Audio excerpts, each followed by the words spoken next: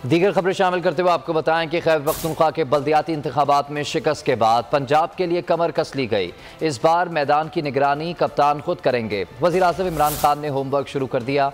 गुज़िश्ता रोज़ अहम इजलास तलब किया, आज मज़ीद 2 इजलास बुला लिए। कहा इस बार नो कॉम्प्रोमाइज़।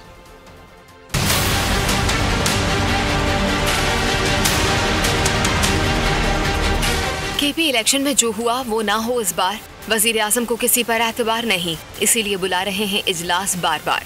पंजाब में बल्दियाती होमवर्क स्टार्ट। एक ही दिन में 2 इजलास तलब कर लिए गए। कप्तान की टीम के अहम खिलाड़ियों से मुशावरत। मैदान में उतरने से पहले बैटिंग ऑर्डर तैयार किया। पंजाब के लिए अभी से तैयारी करना होगी। इंतखाबात की हिकमत अमली की निगरानी खुद करूंगा। चाहते हैं इख्तियारात की मुंतकली निचली सतह पर हो।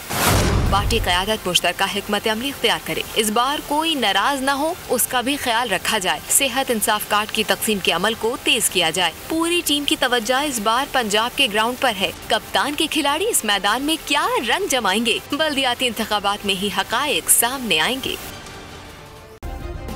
सब्सक्राइब करें और बेल दबाएं ताकि कोई खबर रह न जाए।